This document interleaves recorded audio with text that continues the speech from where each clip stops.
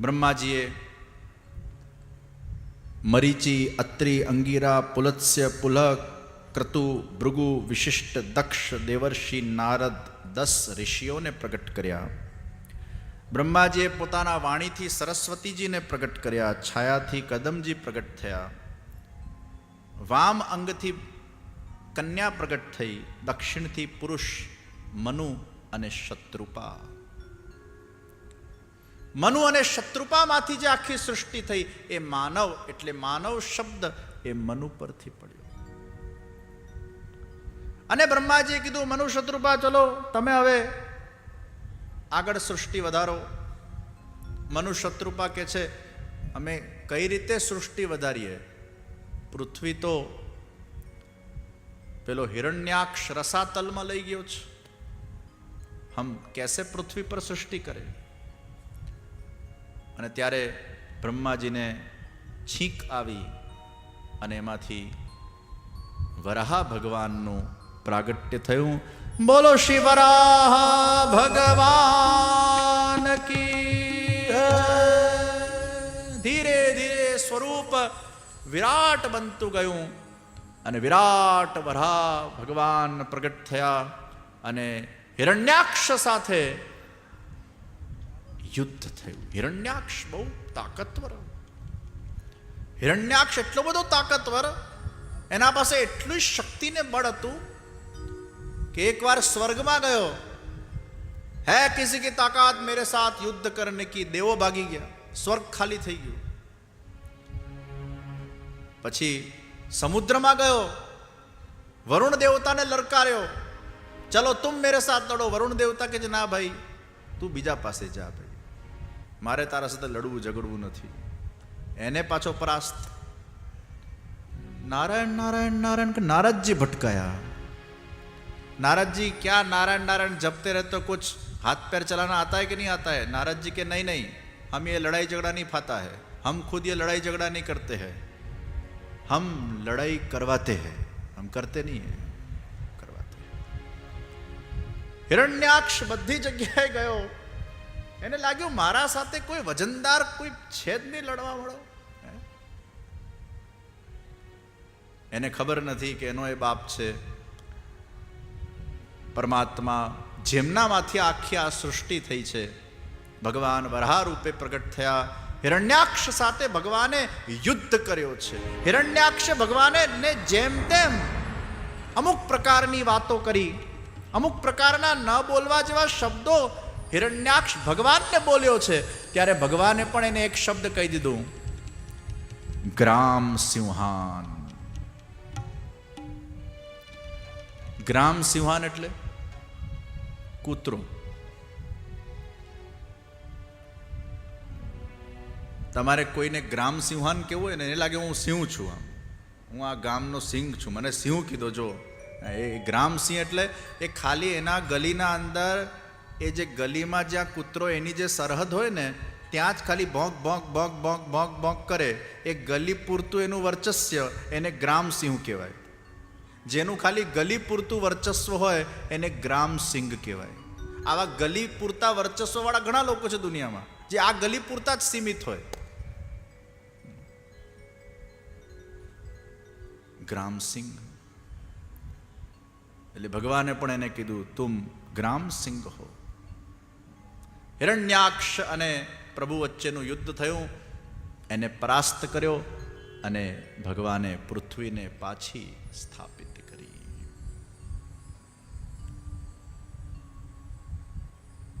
આ હિરણ્યાક્ષ અને હિરણ્યકશિપુ એ ભગવાનના દ્વારપાળ, જય વિજય. સનકાદી મુનિઓ ભગવાનને દર્શન કરવા માટે પધાર્યા. ભગવાને ખાસ કહી રાખેલું, ડુ નોટ ડિસ્ટર્બ, DNDનો બોર્ડ મારેલો છે. જય વિજયને કીધેલું સ્ટ્રિક્ટલી નો એન્ટ્રી, કોઈને આવવા નહીં દેતા. જય વિજય બિચારાએ ભગવાનની આજ્ઞાનું પાલન કર્યું. સનકાદી મુનિઓ આવ્યા, ઘૂસવા ના દીધા, ગુસ્સે થઈ ગયા અને શ્રાપ આપ્યું, જાઓ પૃથ્વી પર રાક્ષસ બનો. જય વિજય તો એકદમ ગભરાઈ ગયા. ભગવાન કે ચિંતા નહીં કરતા, તમે રાક્ષસ બનો, ઉદ્ધાર કરવા હું જ આવીશ, મેરી ગેરંટી હે. આજ હિરણ્યાક્ષ હિરણ્યકશિપુ રાવણ કુંભકર્ણ અને શિશુપાલ દંતવક્ત્ર 3 વાર એ લોકોને આ રીતે પૃથ્વી પર આવવું પડ્યું અને ભગવાને જ પછી એમનો ઉદ્ધાર કર્યો છે. અને આ હિરણાક્ષ ને હિરણ્યકશિપુનું જે જન્મ થયું એના પાછળનું પણ એક રહસ્ય. કશ્યપજી અને દિતિ, અદિતિમાંથી દેવ સૃષ્ટિ થઈ, દિતિમાંથી અસુર સૃષ્ટિ થઈ. સંધ્યાકાળે દિતિએ કશ્યપજીને ઉકસાવ્યા સંતતિ માટે, અને સંધ્યાકાળે કશ્યપજીએ કીધું કે આ સમય ભોગ માટે યોગ્ય સમય નથી. સંધ્યાકાલે તુ સંપ્રાપ્તે કર્મ ચત્વારિ વર્જય આહારમ મૈથુમ નિદ્રામ સ્વાધ્યાયાત આહારમ જાયતે વ્યાધિ મૈથુમ દુષ્ટ સંસતી નિદ્રામ છીયતે લક્ષ્મી સ્વાધ્યાય વિસ્મરણ ભવે.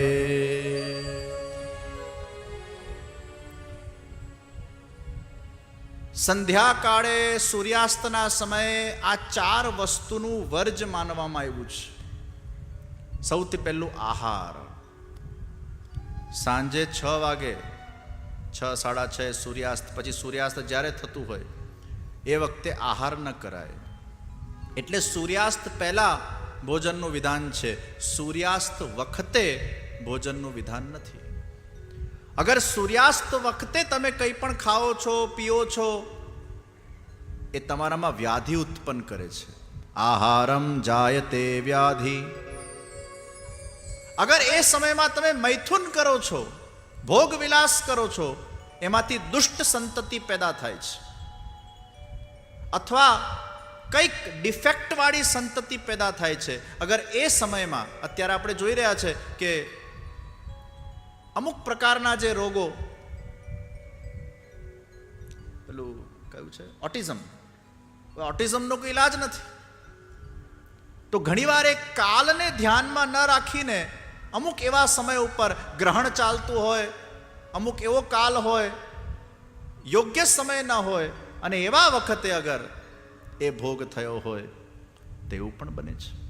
ગર્ભવતી મહિલા ગ્રહણના સમયે બહાર નીકળેલી હોય અને એની છાયા પડતી હોય છે, એમાં પણ એ બાળકમાં કોઈને કોઈ પ્રકારની ડિફેક્ટ આવી જતી હોય છે. એટલે આપણા ધર્મશાસ્ત્રમાં અમુક વસ્તુઓનું પાલન કરવાનું કહ્યું, એ આપણે કરવું જોઈએ.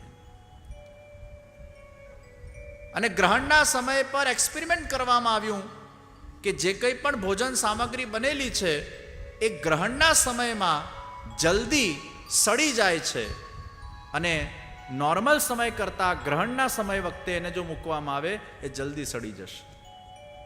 અને એટલે જ આપણે વેદ લાગે એટલે પછી વ્રત, કેમ કે શરીરમાં પણ પાછું અન્ન જ ગયેલું હોય, એ પણ વિકાર પેદા કરે છે. એ વખતે એવા અમુક ઝેરીલા જીવજંતુઓ વાતાવરણમાં હોય છે જે આપણા માટે, સેહત માટે સારા નથી હોતા. તો સંધ્યાકાલે આહારનું વર્જ છે, સંધ્યાકાલે મૈથુન વર્જ છે, સંધ્યાકાલે નિદ્રા. નિદ્રામ છીયતે લક્ષ્મી.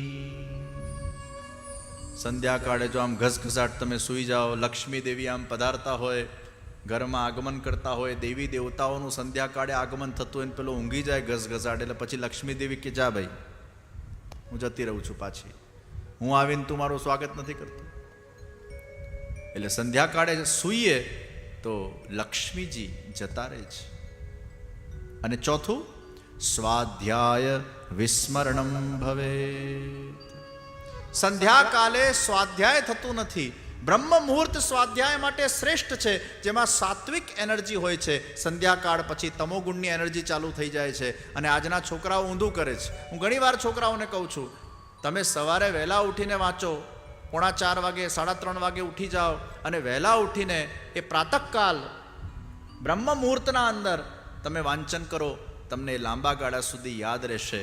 પછી જેમ જેમ સૂર્ય એ તપતો જાય અને બપોર પડે એટલે રજો ગુણની એનર્જી, અને રાત પડે એટલે તમો ગુણની એનર્જી આ લોકો ઊંધું કરે છે. રાત્રે વાંચવા બેસે, કોફી પીપીને વાંચે અને સવારે લેટ સુધી ઊંઘે. એટલે છોકરાઓને આપણે ખાસ કહીએ, તમે ભલે વહેલા સૂઈ જાઓ, 10 થી 2 ની ઊંઘ લેવી બહુ જરૂરી છે. આ 10 થી 2 માં નેચરલી આપણા અંદર એવા હાર્મોન પ્રગટ થતા હોય છે કે જેનાથી આપણને ઊંઘ આવી જાય. જેને ઊંઘની બીમારીઓ છે એને 10 થી 2 માં સૂઈ જ જવું જોઈએ. 10 થી 2 ની ઊંઘ, કદાચ 1 કલાક ઓછી ઊંઘ લેશો તો પણ એ તમને તરોતાજા રાખશે. 10 વાગે સૂવું અને 4 વાગે ઉઠવું, આ પરફેક્ટ ટાઈમિંગ છે. ઉઠીને વાંચન, પ્રાતઃકાલ બ્રહ્મ મુહૂર્તના અંદર.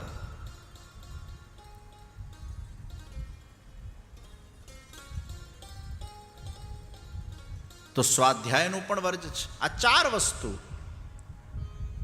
અને એ સંધ્યાકાલે થયેલો ભોગ એટલે હિરણ્યાક્ષ અને હિરણ્યકશિપુ, એ બંને રાક્ષસ પેદા થયા. મનુ અને શત્રુપાના 3 સંતાન, પ્રિયવત ઉત્તાનપાદ, દેવહૂતિ,